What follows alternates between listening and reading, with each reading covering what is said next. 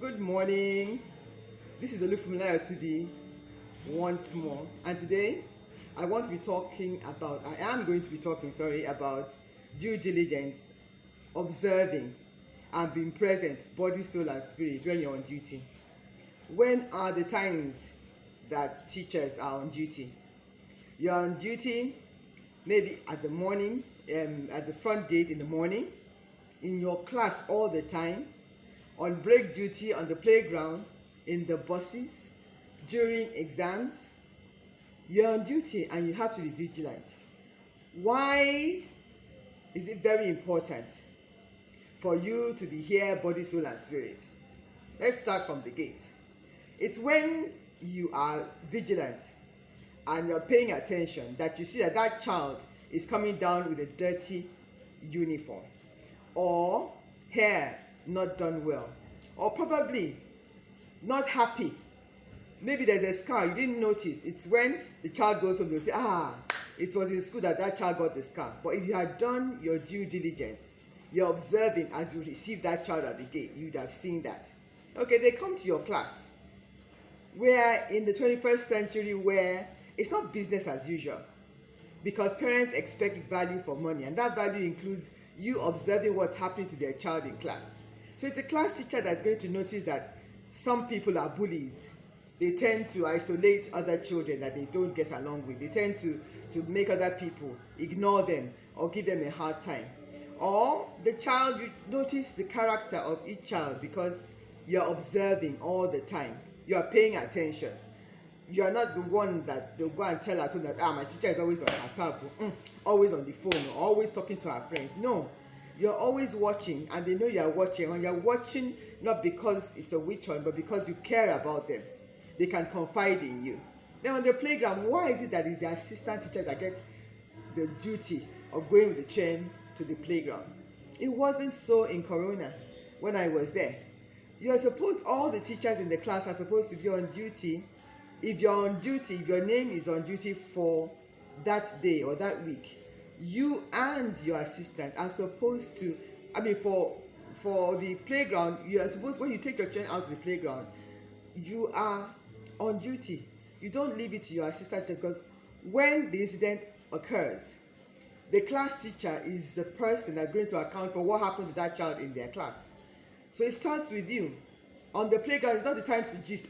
Did you know what happened to Black Panther? The children will either go home and emulate and demonstrate to their parents what is happening, or if something happens, you are on the spot.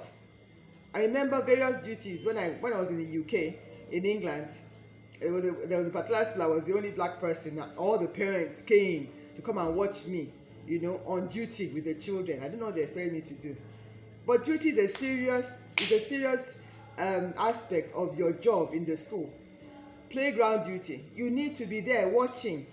All it takes is a split second for something to happen, for a fracture to happen. I remember in those days there was a boy on the swing, and he just let go of his hand, and he just fell, and he fell and banged his head, and he went unconscious.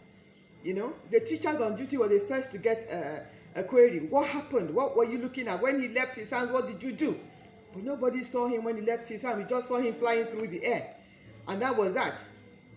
You must be accountable. And it's not only on the playground. On the bus, if you're on the bus, some people say, no, buses are for... No, it's not. The reason why you're on the bus is to project the image of the school as a school that cares about the quality of bus people, where the children pick up good English. If there's a tendency to go to the left about English, they're listening to that teacher on board the bus. Your etiquette is being, emulated on the bus. So you're always on duty. So don't take duty lightly. When you're invigilating, it's not the time for gisting and for sleeping and for just sitting down. You're watching who is doing or who is taking part in exam malpractice. You're watching the children that they're struggling. They're watching the children that are just... Because I remember the gentleman that sat beside me when they first set to do jam, he was just going, and that's how he did the whole paper. And for all you know, you could have passed it. But are you watching the children as they take the exam? Are you watching what they're doing? So those are all the aspects. It goes with the job. Vigilance. If there's somebody that must be vigilant, it's the teacher. You are required to be vigilant because you're accountable for all the time that the child spent in the school. You are accountable. Don't forget, these days, it's just one little remark from a parent, one negative remark from a parent on social media, and that's the end of your school. So if the child comes home and then there's a bruise that wasn't there, or the child comes home and he was pushed and he fell, and maybe he's sensitive, got a bleeding nose, something happened, or a child threw something in their ear and you weren't there when it was happening because you were not there, you were thinking of other things, and then it gets on Twitter or gets on Facebook or gets on Instagram. That's school. That's when you know all the people that had something in mind about your school before. That's school where the teacher, you saw what they did to my child. That's when they did to my child. Everybody now start commenting, and you don't want that for your school. So in order not to get that, avoid it by being present, body, spirit, and soul, when you are with the children. It's our responsibility, it's our duty. This has been Olufunmilayo Otubi talking about vigilance, the watchword for a teacher. Have a beautiful week ahead. God bless you.